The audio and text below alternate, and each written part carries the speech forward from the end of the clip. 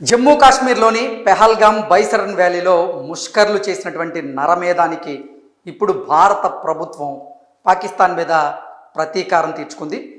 పాకిస్తాన్లోని కొన్ని ఉగ్రవాద స్థావరాల మీద, అలాగే పాక్ ఆక్రమిత కాశ్మీర్లో ఉన్నటువంటి కొన్ని ఉగ్రవాద స్థావరాల మీద భారత సైన్యం మెరుపు దాడులు చేసింది. ఆ మెరుపు దాడుల్లో 100 మందికి పైగా ఉగ్రవాదులు హతమయ్యారు. కొన్ని ఉగ్రవాద స్థావరాలు నేలమట్టమయ్యాయి.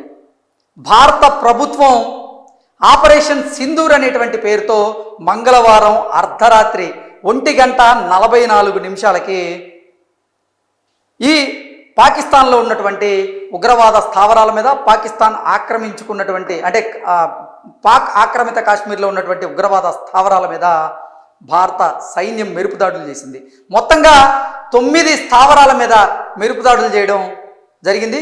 ఈ 9 స్థావరాలు ఏంటి, అక్కడే భారత సైన్యం ఎందుకు విరుచుకుపడింది అనేది మనం ఒకసారి విశ్లేషణ చేసుకునేటువంటి ప్రయత్నం అయితే చేద్దాం. ఇది చూసుకున్నట్లయితే భారత సైన్యం మెరుపు దాడులు చేసినటువంటి ఉగ్ర స్థావరాలు 9 ఇవే.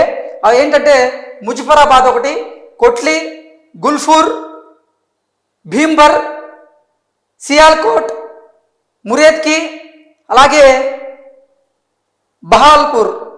ఈ 9 ప్రాంతాల్లో భారత సైన్యం అయితే ఆ 9 స్థావరాల మీద, అంటే ఆ ఉగ్రవాద స్థావరాలు అయ్యి ఆ ఉగ్ర స్థావరాల మీద మన భారత సైన్యం దాడులు చేయడం జరిగింది.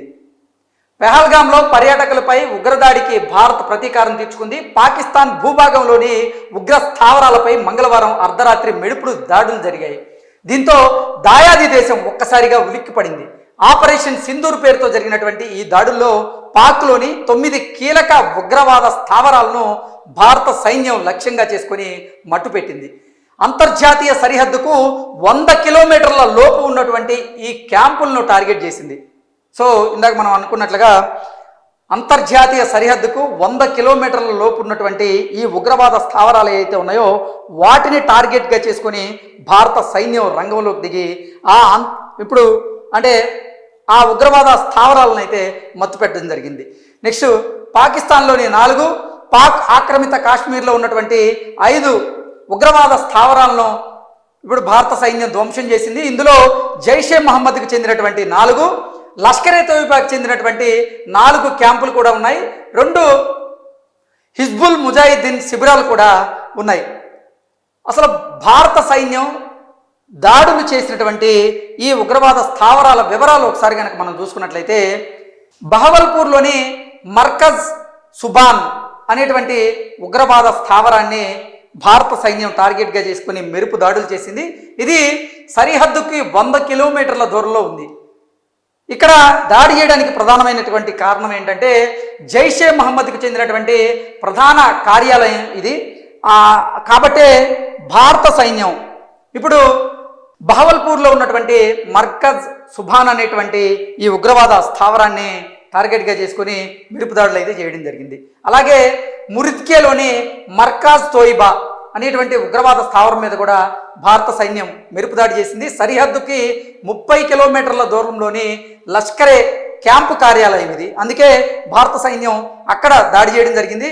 ఇక్కడ 26/11 ముంబై దాడులకు పాల్పడినటువంటి ఉగ్రవాదులు ఎవరైతే ఉన్నారో వారు అక్కడ తలదాచుకుంటున్నారనేటువంటి సమాచారం అయితే ఉంది. ఆ పక్కా సమాచారంతోనే మురిత్కేలోని మర్కాజ్ తోయిబా అనేటువంటి ఉగ్రవాద స్థావరం మీద భారత సైన్యం అయితే విరుచుకుపడడం జరిగింది. అలాగే సియాల్కోట్లో ఉన్నటువంటి మెహ్మూనా జోయా అనేటువంటి ఉగ్రవాద స్థావరం మీద కూడా భారత సైన్యం విరుచుకుపడింది. అంతర్జాతీయ సరిహద్దుకు 15 కిలోమీటర్ల దూరంలో ఉన్నటువంటి హిజ్బుల్ ముజాహిద్దీన్ శిబిరం ఇది.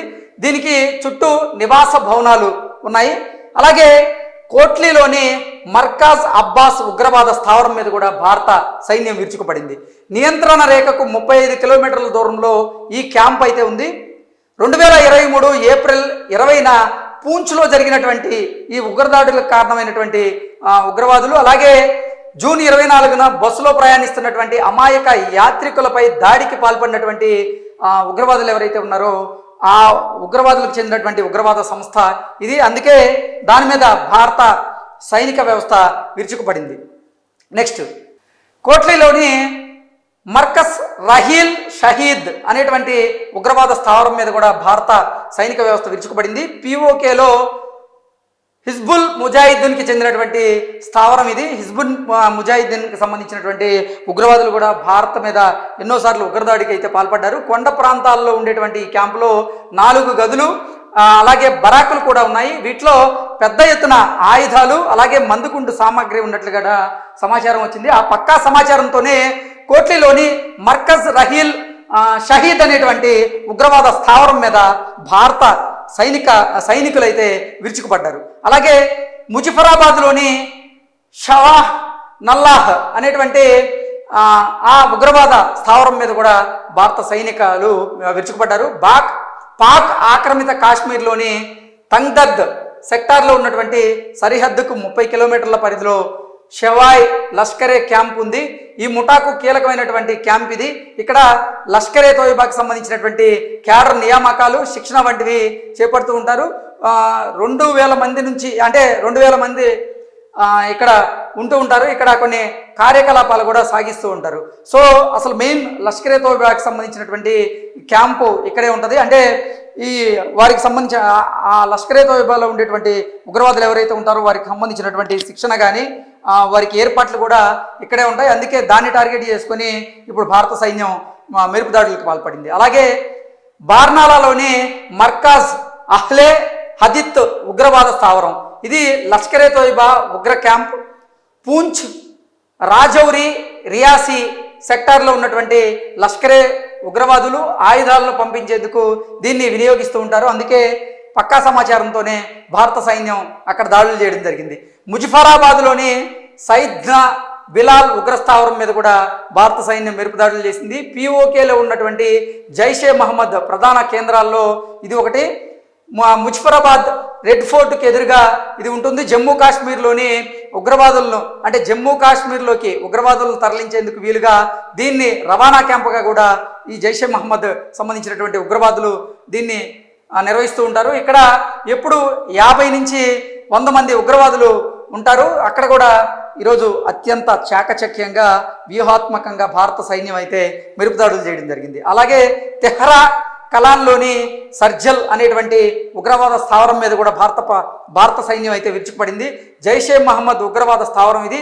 దీన్ని కూడా జమ్మూ కాశ్మీర్లోకి ఉగ్రవాదులను పంపించేందుకు ఎక్కువగా వినియోగిస్తూ ఉంటారు. మొత్తంగా చూసుకున్నట్లయితే ఈ 9 ఉగ్రవాద స్థావరాలు ఏవైతే ఉన్నాయో ఆ ఉగ్రవాద స్థావరాల మీద భారత త్రివిధ దళాలు అయితే విరుచుకుపడ్డాయి, వైమానిక దాడులు చేశాయి. ఈ దాడుల తర్వాత నిజంగా దాయాది దేశం అయితే అత్తలాకుతలం అయిపోయింది, ఉక్కిరిబిక్కిరైంది. అసలు ఉగ్రదాడి తర్వాత భయం గుప్పిట్లో బ్రతుకుతున్నటువంటి పాకిస్తాన్కి ఈ ప్రతీకార దాడితో అసలైనటువంటి భయం ఏంటనేది భారత ప్రభుత్వం, భారత సైన్యం వారికి పరిచయం చేసింది. Thank you so much.